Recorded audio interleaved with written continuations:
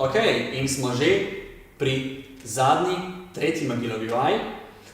In sicer gre za oporo na vseh štirih oziroma bird dog. Za izvedbo te vaje bomo zopet začeli v stoječem položaju in bomo prišli v položaj na kolena in na dlani. Torej, Jernej, kar spustiva se dol v izpadnem koraku, super. Priporočam vam, da kolena položite na blazino na konec, zato da so lahko vaša stopala čim bolj na drseči podlagi, ker boste tako lažje izvajali vajo. Potem pa, tisti, ki imate težave z dlanmi, da vam je morda nelagodno, da vas boli, greste lahko iz dlani na zapestja, torej naredimo kar zapestja, tako. Vkolikor se tudi v tem položaju ne počutite udobno, si lahko pomagate z ročkami ali pa z utežmi in postavite uteži takole zraven. Ja. In ste tako lepo uprti na uteži, s tem, da je kot v zapestju čim bolj zmanjšan, da vas ne boli in da lepo primete ročko, tako da direktno sila usmerjena gori v vašo podlaknjico. Ok, to je sedaj priprava vaje. Naslednje, kar morate upoštevati, je, da potisnete lopatice čim bolj narazen. Torej, greva kar najprej lopatica retrakcije, lopatic skupaj, ja, da vidimo razliko. Lopatice skupaj, preden začnete z vajo, potisnete lopatice narazen, tako, super. Torej, ne sme biti lopatic skupaj. To je prva zadeva.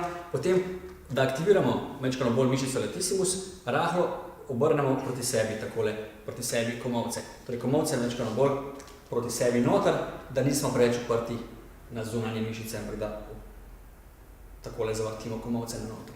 Super, zdaj smo v redu naredili pripravo v zgornjem delu, še pripravo v spodnjem delu, majčkeno bolj sprostimo ledveni del, tako kar sprostimo, da naredimo ledveno krivinico, ok. Takole kar zadržimo. Sedaj pa, da pokažemo eno lažjih izvedb te vaje, in sicer tako, da noge ne dvigujemo v zrak, kot ste sicer verjetno navajeni, ampak da začnemo trenirati tako, da zadržimo glede na sekunde, ki so pisane v knjigi, torej od 5 do 10 sekund, gremo zdaj najprej za 5 sekund, in sicer glava spet v podaljšku, to ne pozabite, glava v podaljšku vrtu. Z desno nogo bova šla iztek nazaj, s tem, da probava ohraniti gibanje medenice, torej da se medenica ne giblje, desna noga, samo iztegneš nazaj, ja, in ne dvigujemo, greva kar nazaj, to je bilo zdaj narobe, da naredimo pravo izvedbo, je tako, da podrsamo z nogo po tleh, greva podrsati, ja, in spremljate odzivnost bokov. Torej vidimo, da je tale desni bok padel dol, greva kar nazaj. Ok, Jernej, da pa probava tole zadržati. Torej, pri pripravi vaje, greva glava gor, glava, slab, ja. Pri pripravi vaje, torej, učvrstimo trup, greva zdaj desna noga podrsa po tleh. Ja, zopet je bok malo dol padel, kar je lahko znak tudi šibkosti tega dela, greva nazaj. Ok, zopet zadržimo, lahko si pomagate tudi tako, da date kakšno plastenko tukajle in če vam plastenka dol pade, si jo popravite in skušate ohranjati plastenko vedno gor. Greva kar tole zadrživa in greva zdaj stek nazaj, tako čim manj padca medenica, ja, to je že malo boljše in spet nazaj. Spet nazaj, tako. Spremljamo spet, ne sme biti prevelikih odklonov v to smer ali v to smer in tudi v te smeri. Torej, v bistvu, ko se postavite enkrat v vajo, morate vajo delati tako, da ohranjate ledveni del v enakem položaju in da se gib vrši izključno iz kolčnega sklepa. Greva še enkrat. V redu. Tako, vidite aktivacijo gluteusov. In greva nazaj. Ja, ok, malo boljše. Ko boste osvojili to izvedbo vaje, torej lažjo izvedbo, kjer v bistvu z nogo podrsamo po tleh, lahko napredujemo, greva spet lopatice, narazen, ja, tako. Gremo v težjo izvedbo, kjer bomo najprej podrsali po tleh, kar greva, In še aktiviramo dodatno zadnjične mišice, tako da naredimo iztek v kolku in dvignemo nogo v zrak. Tako je. Super. Malce zadržimo in spet položimo na tla in podrsamo nazaj. Ok, boljše.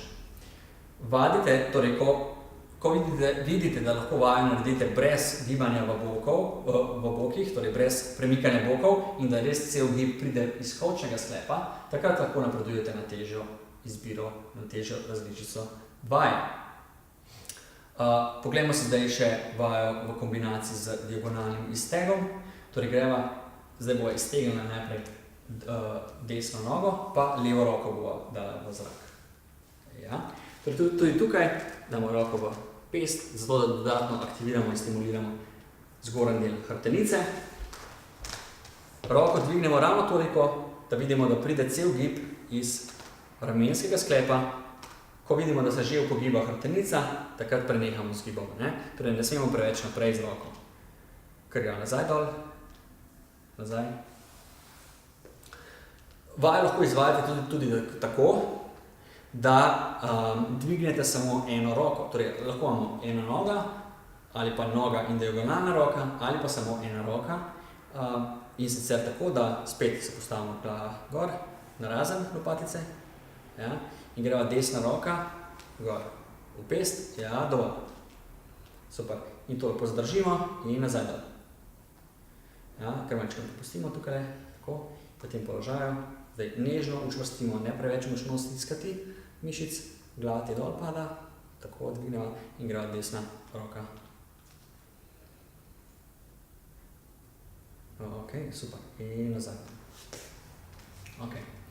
Skratka, zapomniti se morate, da s to vajo predvsem krepimo zadnje hrbtne mišice, glutealne, zadnjične mišice in pa ramenski obroč.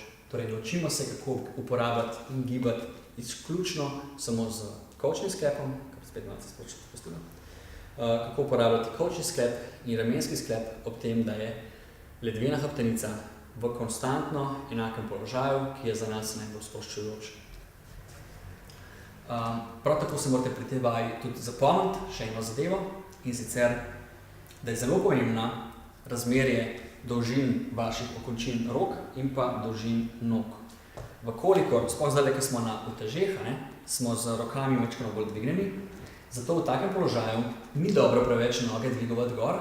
Zakaj? Zato, ker je kot trupa takole poševno dol, kar pomeni, da če stegneva spet tole nogo, tako, da gremo z nogo gor, gor, še. Torej vidite, tukaj že gibamo v hrbtenici, kar pomeni, da povzročamo stres na hrbet, tega ne želimo. Zato je noga raj, začnite čisto na tleh. Zato, ker imamo tukaj možnost, sploh pri ljudeh, ki imate daljše roke, pa krajše stegnenice glede na roke, imate veliko manj možnosti, da greste preveč gor z nogami. Torej, bodite raje čisto z nogami na tleh, ali pa, tukaj še enkrat, tako kot smo pokazali, čisto rahlo za centimeter dvigneva samo nogo. Tako, ja. Še manj. Ja, tako. In je to dovolj. In greva nazaj.